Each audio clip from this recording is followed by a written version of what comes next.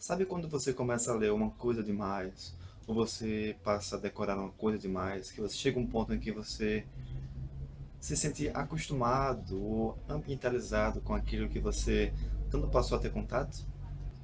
George R. Martin tem sua maneira específica de escrever, além de matar quase 400 pessoas. Chuck Palahniuk tem sua forma bem descritiva e um pouco enxurrada de informações de escrever. Jorge Amado tem sua forma bem descritiva e narrativa que dá voltas e voltas sobre a mesma coisa para poder explicar algo a mais. Do mesmo jeito é o David Foster Wallace. Por isso mesmo é bom dizer que ler o David Foster Wallace é um esforço que lhe traz muitos benefícios.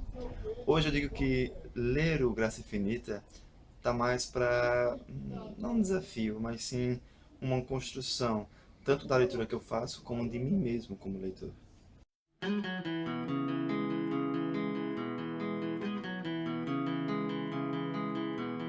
Olá para cada um, eu sou o Rodolfo e faço parte do Bodega Literária, como vocês já sabem. E estou aqui pela sexta vez para falar sobre a sexta parte do Diário de Leitura do Graça Infinita, que é o livro do David Foster Wallace, do qual toda semana estou vindo aqui, né, para poder contar para vocês como é que anda, ou como é que eu estou sentindo, ou como é que está sendo ler esse livro quase infinito. Como sempre fazendo um flashback, entre aqui embaixo na caixa de informações e você vai ter acesso ao blog do Bodega, onde lá vai ter as resenhas escritas sobre tudo que eu falo aqui e tudo que tem dos vídeos anteriores. Então há uma seção lá no Bodega chamado Desafio Infinito, em que você vai encontrar tudo que eu falei aqui desde o início lá das primeiras partes, ok? Ou vá aqui em cima no ícone e clique no botãozinho aqui de informação em que você vai conseguir ter acesso à playlist do Desafio Infinito, onde vai ter esse, mas todos os outros vídeos anteriores do que foi feito aqui pelo desafio. Isso já faz quanto tempo? Já umas 5 semanas que estamos aqui conversando, não é mesmo? Bom, essa semana nós vamos falar sobre as páginas 458 a 548. Então, finalmente eu posso dizer que eu estou na metade do livro. E, como de costume, né? Como eu já falei lá no início, a leitura está bem fluida, a dinâmica que o David faz não é mais tão uma coisa nova para mim, já estou acostumado, então ler uma descrição, ler algo que ocorre em, sei lá, em 10, 20 páginas, passa assim, super rápido, sabe? E, enfim.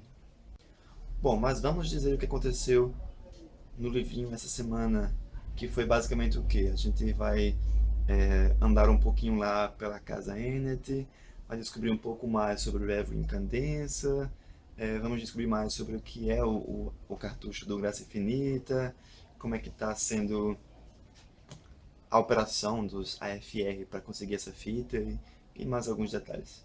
Na casa Enter a gente vai ficar bastante tempo, quase metade das 100 páginas que a gente leu, conversando ou lendo muito sobre o Don Gately, né?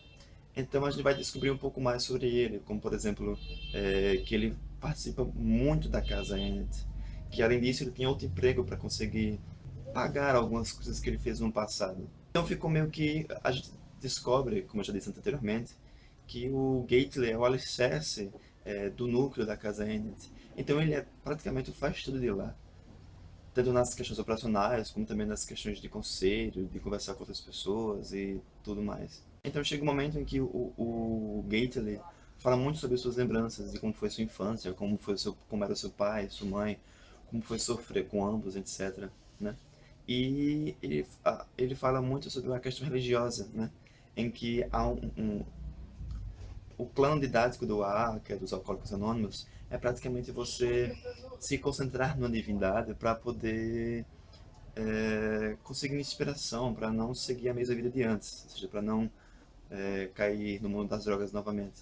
Só que o Don Gates ele é uma pessoa meio ateísta, ou algo do tipo, e meio que ele fica se perguntando que Deus é esse que ele tem que acreditar, né? Que Deus é esse que ele tem que toda noite se ajoelhar e pedir graças porque ele está sóbrio, ou graças por mais um dia que passou e ele não pegou nada droga. Então, isso é meio que algo que o David Foster faz como uma crítica Acho que todo mundo um dia já parou para se perguntar que Deus você acredita, que ser superior é esse, que a gente tem que sentar e rezar toda noite e pedir graças e fazer pedidos. Então, o Don Gately gira muito em torno dessa questão religiosa, de conhecer a si mesmo, e conhecer aquilo que ele acredita. É nesse núcleo da Casa Ennet, em que a gente está lá vendo o Gately participar de algumas reuniões, do AA para outros grupos, né? Que é meio que uma troca de palestras entre um grupo e outro. Que a gente descobre um trecho chamado This is Water. Eu entendi meio que o David Foster Wallace fez um easter egg. Pra quem não sabe o que é easter egg, é quando você, como autor, faz a citação de uma outra obra, tanto sua como de algum outro autor, de algum amigo, ou de alguém que você meio que é fã, e etc. Então, o easter egg que o David faz nesse trecho é sobre um discurso que ele deu para uma formatura do qual ele participou. Isso há bastante tempo atrás. E nessa palestra, nessa formatura, ele discursou um texto chamado This is Water, ou Isso é Água, ou Então Isso é Água, que fala praticamente sobre é, há dois peixinhos nadando dentro do aquário, enquanto um terceiro peixinho solitário está vindo na direção contrária. Então esse peixe, que está vindo na direção contrária, o mais velho, fala para os dois peixinhos mais jovens: Olá, companheiros, bom dia. E então, como é que está a água? E os outros dois peixinhos olham para a cara do outro e dizem: Sim, mas o que diabos é água? Para quem quiser ler mais sobre esse discurso, eu vou deixar também um link aqui embaixo, na descrição do vídeo, e também está lá na resenha do blog falando mais sobre esse discurso, que é enorme, e tem um vídeo bem didático, que é bem explicativo sobre esse discurso, que é praticamente sobre você tá tão acostumado com o ambiente que você vive que você não percebe os pequenos detalhes que podem realmente transformar a sua vida, ou transformar quem você é. E você observar esses pequenos detalhes é uma grande significância para mudar os pequenos gestos da vida. Então foi bastante interessante esse easter egg que o David fez. Quanto ao entretenimento, a gente descobriu muita coisa sobre ele. A gente descobriu, por exemplo, numa conversa entre o Step e o Marathi, que na década antes do ano do subsídio, isso lá para a década de 60, havia vários pesquisadores que estavam tentando fazer transplantes de cérebro. E daí, esses cientistas descobriram que há um ponto específico no cérebro em que você é capaz de estimular através de geringonças ou de pontos em que você mesmo pode estar lá clicando até conseguir estimular o cérebro para conseguir prazer. Então há uma especulação em torno disso, dizendo que basicamente o Graça Infinita, o filme do James, foi algo meio que baseado nessa questão de encontrar estímulo para o cérebro, só que de uma forma holográfica, capaz de fazer com que você estimule tanto o cérebro que você só queira fazer aquilo, deixar de comer para estar assistindo aquilo, deixar de viver para estar fazendo aquilo, talvez até morrer para conseguir assistir aquilo, de tão estimulante que o filme é.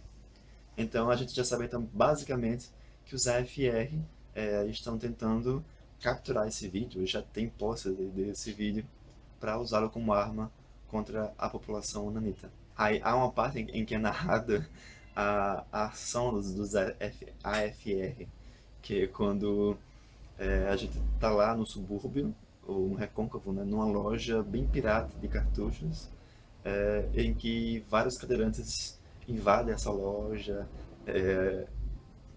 prendem os dois donos, né, que são dois brutamontes que morrem de medo dos AFR, e entram lá e querem procurar a fita master, querem saber qual é o cartucho, e vasculham tudo até tentar descobrir que essa fita master que é o cartucho original, digamos assim, do Graça Infinita, que é a primeira cópia que foi circulada desse cartucho do James. Aí o autor, né, junto com os personagens, fica naquela crítica dele de perguntar tanto a eles mesmos quanto meio que para o leitor que está lendo, né? E você? Você teria curiosidade em assistir o Graça Infinita?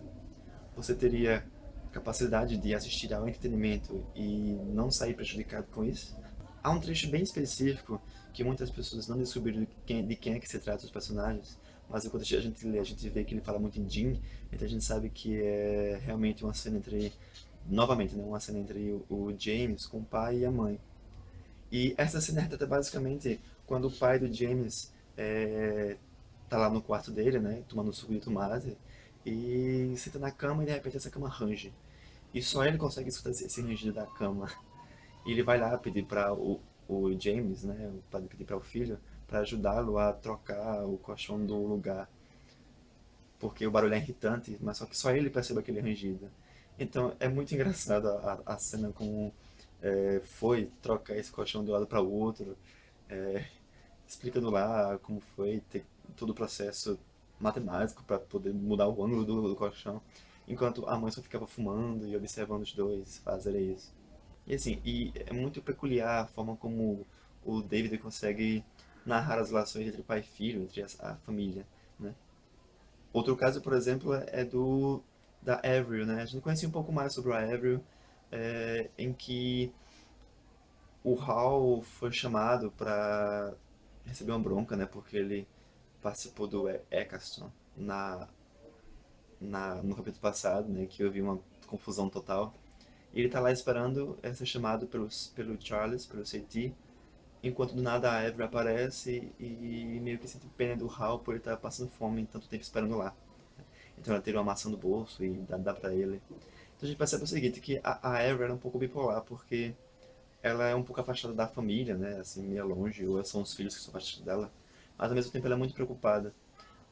E tem uma parte em que diz que quando os filhos eram mais novos, ela fazia tudo pelos filhos. Então, por exemplo, quando o Mario fazia cocô no tapete da casa, ela dizia: "Oh, Mario, que coisa mais linda, meu filho!"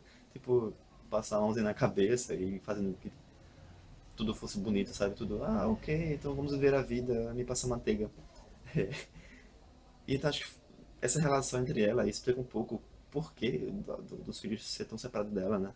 E por que eles são tão, dessa forma, um pouco rebeldes e tão longe da percepção dos olhos da mãe. Outra coisa interessante, que não sei, mas eu criei uma teoria bem específica, que é sobre o entretenimento, a fita do James com a Joelle. Há uma cena em que a Joelle vai explicar pro Gately que ela participa de uma seita chamada FIDE, que é basicamente uma seita para as pessoas deformadas, ou algo do tipo, em que pessoas dessa seita escondem o rosto para conseguir sobreviver na sociedade, para conseguir viver a vida tranquilamente sem ter que sofrer opressões. Só que é uma parte em que ela diz que é estar escondido para se esconder.